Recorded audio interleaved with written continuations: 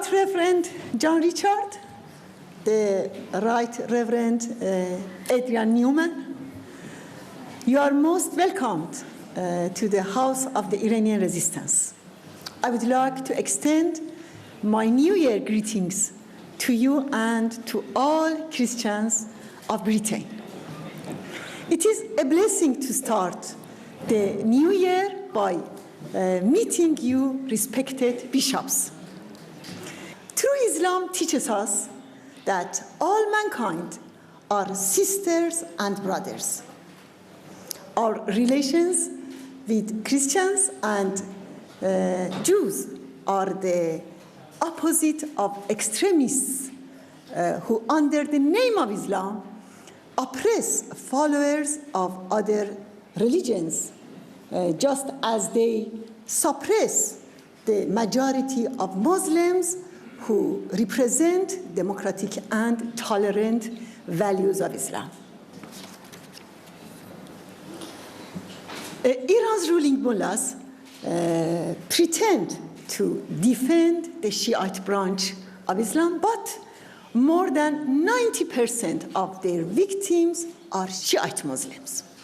Therefore, the dispute is not about religions, but rather about liberty versus tyranny. Wasn't liberation the message of all prophets for mankind?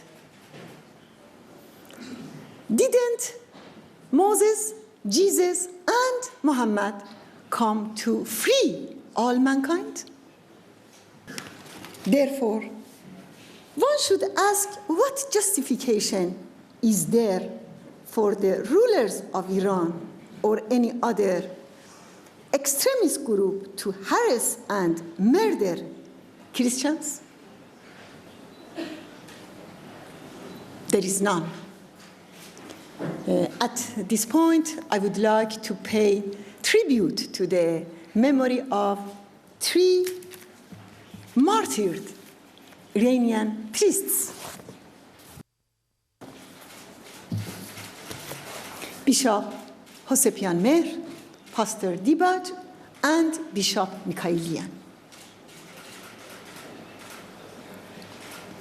They were brutally killed by the Iranian regime because they did not submit to the ruling tyranny. Fortunately, church leaders worldwide have come to our aid, as you. I deeply appreciate your efforts in defending members of the Iranian resistance in Camp Liberty. Whenever they are attacked, you come to their aid. This shows that God has blessed them for remaining steadfast. I would also like to especially thank you for your initiative in issuing a declaration in support of members of the Iranian resistance in Camp Liberty. This is your initiative. Thank you very much.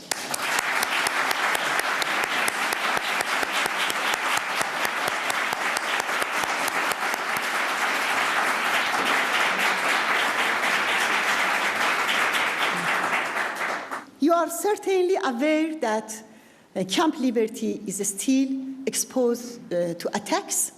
There are no buildings, and this makes them very vulnerable.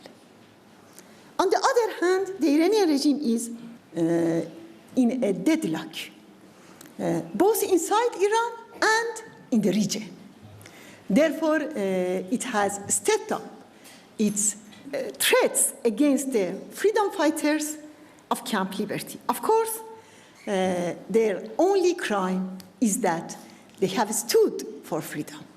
Their only crime is that they defend tolerant and democratic Islam against mullahs' Islamic extremism. If there were any freedom in Iran, people would have quickly gathered to support these freedom fighters and end dictatorship. But the mullahs have so far curbed the society by ongoing executions and mass arrests on a daily basis. In fact, under the pretext of religion, they have set up a fascist regime that inspired Daesh, Boko Haram, and other extremist groups. This regime has created most of the terrorist groups in the Middle East, like the Hezbollah of Lebanon, the Houthi of Yemen, and a dozen other groups in Iraq. 2.5 years ago, Rouhani became president of this religious dictatorship, claiming an intention to moderate their ways. But he uses deception to mask dictatorship. His record, including 2,000 executions, shows Rouhani's true colors. 52 people have been hanged in Iran in the first 2 weeks of January alone.